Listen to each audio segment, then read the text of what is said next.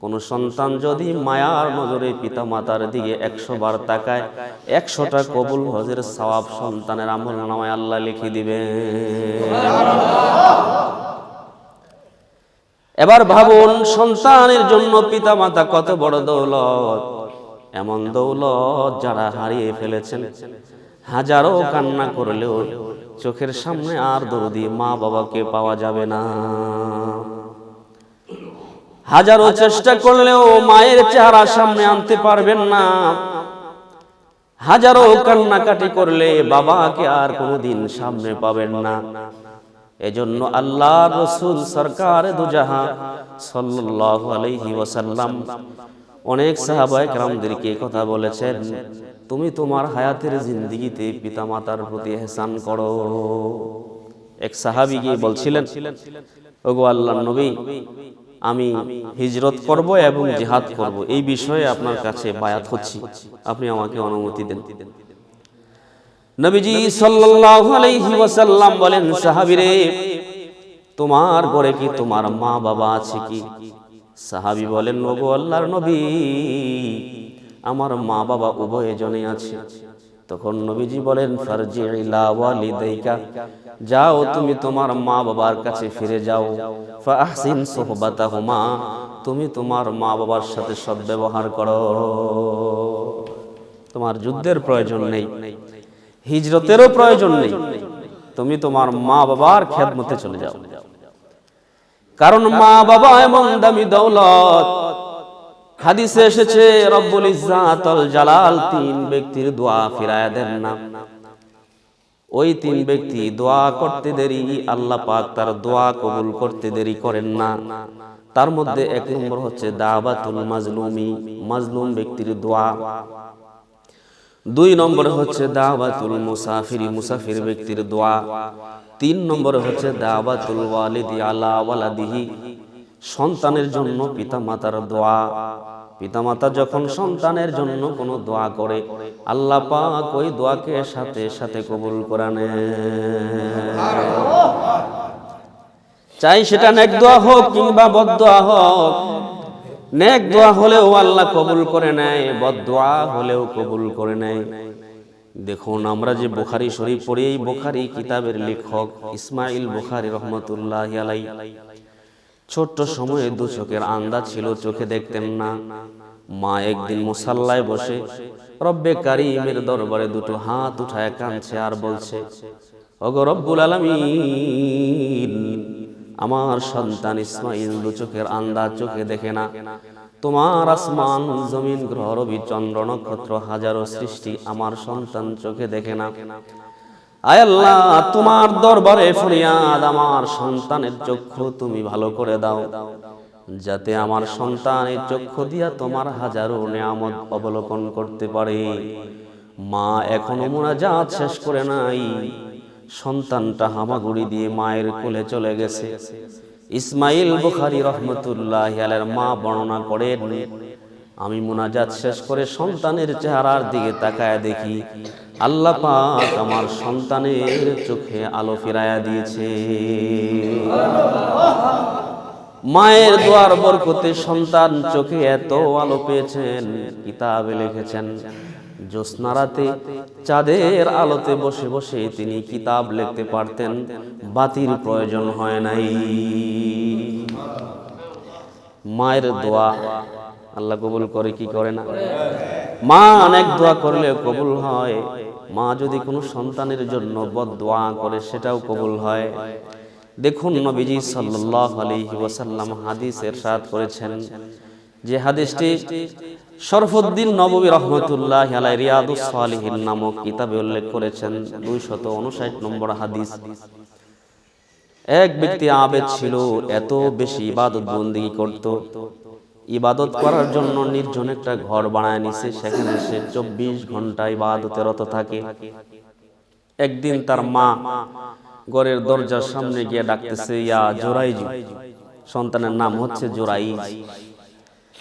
যে সময় মা ডাক দিছে, ওই সময় ওই লোকটা ভিতরে নামাজে দাঁড়ায় আছে।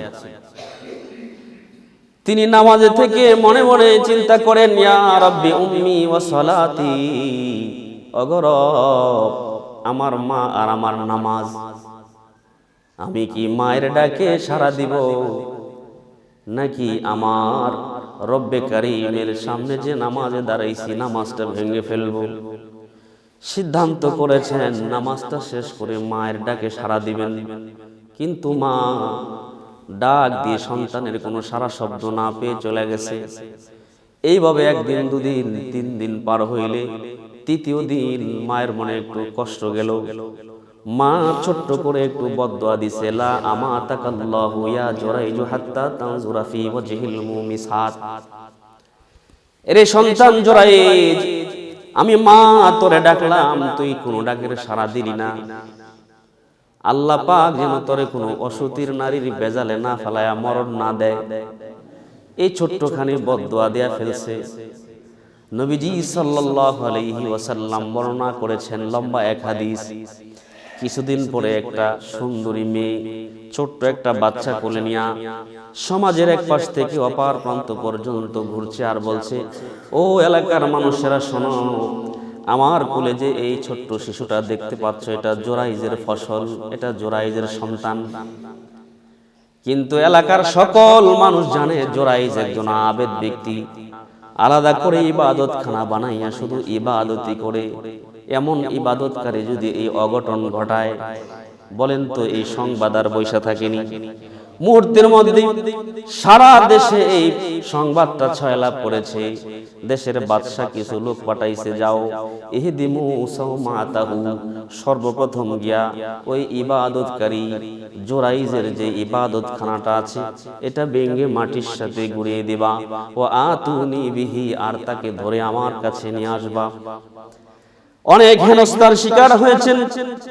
রাজ দরবারে রাজার সামনে উপস্থিত হওয়ার ফলে জোরাইজকে জিজ্ঞাসা করে, কিরে জোরাইজ, তোকে তো আমরা এই এলাকায় সবচাইতে বড় আবেদ মনে করতাম, কিন্তু তুই কাজটা করলি কি?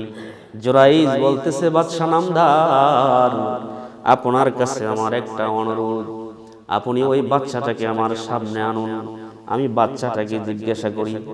সুবহানাল্লাহ বলে। ছোট্ট কোলের শিশু বাচ্চা কেমনে কথা বলবে? যাক, বাচ্চা কয় ঠিক আছে, বাচ্চাটাকে নিয়ে আসো। হাদিসে এসেছে এই শাহাদাত আঙ্গুলি দিয়ে জোরাইজ রহমতুল্লাহ আলাইহি বাচ্চার পেটে খোঁচা দিয়েছে। ফাতানা ফি বাতনিহি, পেটে খোঁচা দিয়ে বলতেছে, গোলাম, এ বাচ্চা, তুমি বলো তোমার আব্বার নাম কি, তোমার বাবার পরিচয় কি? তখন এই শিশু বাচ্চা নবীজি সাল্লাল্লাহু আলাইহি ওয়াসাল্লাম বলেন, মানুষের মতো, প্রাপ্ত বয়স্ক মানুষের মতো সুস্পষ্ট ভাষায় জবাব দিল, ফুলানুর রাই, আমার পিতা হচ্ছে, আমার জন্মদাতা হচ্ছে ওই জঙ্গলের ভিতরের একজন রাখাল। জোরাইজে নির্দোষ প্রমাণিত হয়। বাদশা এবার অনুতপ্ত হয়ে জোরাইজ রহমতুল্লাহি আলাইহিকে বলেন, জোরাইজ, এতক্ষণ তোমার সাথে যা সংগঠিত হয়েছে সব অন্যায় হয়েছে, আমরা দুঃখিত, সরি। অতএব এখন আমরা তোমাকে অনেক উঁচু মাকামে নিতে চাই। তোমার যে মাটির ঘরটা রয়েছে, ইবাদতখানাটা ছিল, ওই ঘরটাকে আমরা স্বর্ণ দিয়া বানায়া দিব নাকি রূপা দিয়া বানায়া দিব? সুবহানাল্লাহ। এলাকাবাসীর আত্মবিশ্বাস আরো বেড়েছে যে তার সম্বন্ধে আমরা এমন ধারণা করেছি, আর সে তো আসলেই পবিত্র মানুষ। আতাজালু সাওমাতাকা মিন যাহাবিন, আমরা কি তোমার সেই ইবাদতখানাটা স্বর্ণ দিয়ে বানায় দিব নাকি রূপা দিয়ে বানায় দিব? এবার জোরাইজ রহমতুল্লাহি আলাইহি বলেন, রুদ্দুহা কামা কানাত, ওগো বাদশা নামদার, স্বর্ণের ঘরের দরকার নাই, রূপার ঘরের দরকার নাই, আমার ঘরটা যেমন ছিল তেমন হলেই চলবে। তবে ছোট্ট করে একটা কথা বলবার চাই, আমার এই যাবতীয় হেনস্থার শিকার হওয়ার মূল হাকিকতটুকু আমি জানাইতে চাই। কই কেন এই কি আবার হাকিকত? কই এত কিছু ঘটার পেছনে ছোট্ট একটা হাকিকত আছে, সেটা হচ্ছে আদরাক্তানি দাওয়াতা উম্মি, আমার মায়ের বদদোয়া আমায় নাগাল পেয়েছে। ওই যে ছোট্ট একটু বদদোয়া দিছি, তাইলে মায়ের দোয়া, অনেক দোয়াও সন্তানের জন্য লাগে, বদদোয়াও লাগে। কি বলেন, ঠিক না বে ঠিক? এজন্য রব্বুল ইজ্জাতুল জালাল বলেছেন, ও ওয়াবিল ওয়ালিদাইনি ইহসানা, সন্তান তুমি পিতা মাতার উপর ইহসান করো। ইহসানের এক নম্বর ব্যাখ্যা হচ্ছে পিতা মাতার উভয়ের একজন কিংবা উভয়জন বার্ধক্যে উপনীত হলে তাদের কোনো কাজকর্মের কারণে, তাদের কোনো কর্মকাণ্ডের কারণে সন্তান নাক ছিটকাতে পারবা না। ইহসানের 2 নম্বর ব্যাখ্যা আল্লাহ দিয়েছেন ওয়ালা তানহারুহুমা, সন্তান পিতা মাতাকে ধমক দিতে পারবা না। এমন সন্তান আছে না নাই? কম না বেশি? কথায় কথায় কাজের ফাঁকে ফাঁকে মা বাবাকে বৃদ্ধ মা বাবাকে ধমক দেয়, অথচ সন্তানের কাছে পিতা মাতা কত দামি সন্তান জানেই না। নবীজি সাল্লাল্লাহু আলাইহি ওয়াসাল্লাম বলেছেন মান রাদিয়া আনহু ওয়ালিদাহু, যেই সন্তানের প্রতি তার পিতামাতা রাজি, আল্লাহ পাক ওই সন্তানের উপর রাজি। এর চাইতে চমৎকার কথা আর কি হতে পারে? এজন্য পিতামাতাকে ধমক দেওয়া যাবে না। এমন সন্তান সমাজে আছে নিজের ভালো বিছানায় মা বাবাকে বসতে দেয় না, ধমক দেয়। ওই 50 বছরের আগের ভাঙ্গা ঘরে মা বাবা থাকে, মা বাবাকে ধমকাইয়া ওই ঘরে রাখে, আছে না নাই? অথচ ইতিহাস খুলে দেখুন, কোরআন খুলে দেখুন, পয়গম্বর ইউসুফ আলাইহিস সালাম সুদীর্ঘ 35 বছর পরে ওনার মা বাবাকে পেয়েছিলেন। সুদীর্ঘ 35 বছর পরে মা বাবাকে পেয়ে হযরতে পয়গম্বর ইউসুফ আলাইহিস সালাম মা বাবার সাথে কেমন আচরণ করেছেন কোরআনুল কারীম সূরাতুল ইউসুফের 100 নম্বর আয়াতে আল্লাহ পাক বলেছেন ওয়ারাফা'a আবাওয়াইহি আলাল আরশ। 35 বছর পরে ইউসুফ পয়গম্বর পিতামাতাকে পেয়ে ওনার রাজ সিংহাসনে পিতামাতাকে বসায়া দিয়েছে। আর আমরা ধমক দিয়া নিজের ভালো বিছানায় বসতে দেই না। দেখুন আমাদের নবীজি সাল্লাল্লাহু আলাইহি ওয়াসাল্লাম রাস্তা দিয়ে হাঁটতেছিলেন, হঠাৎ করে একজন মহিলা আসতেছে। নবীজি খুব দ্রুত মাথা থেকে পাগড়ি খুইলা মরুভূমিতে বিছায় দিয়েছে। সাহাবীরা বলেন ইয়া রাসূলুল্লাহ, এটা কেমন দামি মহিলা যে মাথার পাগড়ি মরুভূমিতে বিছায় দিলেন আর উনিও পাগড়িতে বৈশা গেছে, এমন মহিলা তো আর আমরা দেখি নাই।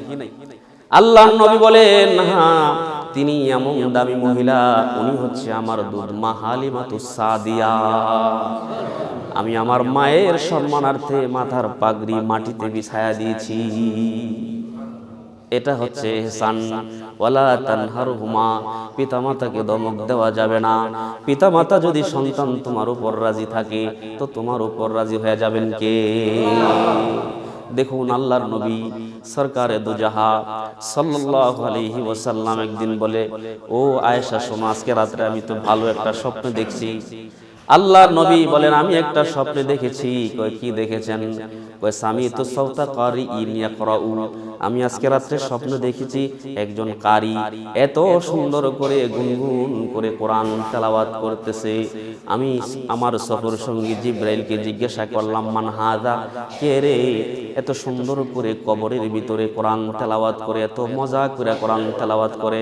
ক্বালু হারিসা ইবনে নুমান, ওই ফেরেশতারা বলে নবী এই লোকটা হলো আপনার সাহাবী হারিসা ইবনে নুমান। সকালবেলা ফজরের নামাজ পড়া হারিসা ইবনে নুমান রে ডাকছে, ও হারিসা ইবনে নুমান কি এমন আমল করো কবরের ভিতরে গুনগুন করে কোরআন পড়তে দেখলাম? হযরতে হারিসা ইবনে নুমান বলে নবী গো, আমার তেমন কোনো আমল নাই, আমি তেমন কোনো আমল করি না, তবে একটা আমল আমার আছে। কয় কি তোমার আমল? কয় আমার মা বাবার উপর আমি রাজি, আমিও আমার মা বাবার খেদমত করি, আমার মা বাবা আমার উপর সন্তুষ্ট, এজন্য মনে হয় রব্বুল ইজ্জাতুল জালাল আমারে এই মর্যাদা দান করেছেন। আল্লাহর রাসূল বলেন হ্যাঁ কাযালিকাল বিররু, কাযালিকাল বিররু, এই মর্যাদা তুমি তোমার মা বাবার কারণে লাভ করছো। তাহলে 2 নম্বর ব্যাখ্যা হলো ওয়ালা তানহারহুমা, পিতামাতাকে ধমক দেওয়া যাবে না। 3 নম্বর ব্যাখ্যা দিয়েছেন কাওলান কারীমা, তুমি তোমার মা বাবার সাথে নরমি ভাষায় কথা বলবা, পিতামাতার সাথে মোলায়েম ভাষায় কথা বলতে হবে, নরমি ভাষায় কথা বলতে হবে। আর আমরা তো খালি ঝাঁঝালো ভাষায় কথা বলি, কি বলেন ঠিক না ঠিক? পাড়া প্রতিবেশীর সাথে চমৎকার মোলায়েম ভাষায় কথা বলি, বন্ধু বান্ধবের সাথে নরমি নরমি কথা বলি, কিন্তু ঘরে ঢুকলেই বৃদ্ধ মার সাথে বৃদ্ধ বাবার সাথে ঝাঁঝালো ভাষায় কথা বলি, আছে না নাই? অথচ আল্লাহ তাআলা 3 নম্বর ব্যাখ্যা দিয়েছেন কাউলান কারীমা, তুমি তোমার মা বাবার সাথে নরমি ভাষায় কথা বলবা। দাউফাত লিল হামলি, পেটে বহন করার কষ্ট করছেন কে? জোরে বলেন কে? 2 নম্বরে হচ্ছে দাউফাত লিত তালকি, প্রসব বেদনার কষ্ট, এটাও মা করেছেন, এখানেও বাবার কোনো অংশ নাই। প্রসব বেদনার সময় একটা নারী কতটা ব্যথা অনুভব করে, মেডিকেল সায়েন্স বলেছে সাধারণত মানুষ 45 ইউনিট ব্যথা, 45 ইউনিট পেইন সহ্য করতে পারে। এর বেশি হইলে হয়তো মানুষ বেহুশ হয়, নাইলে মারা যায়।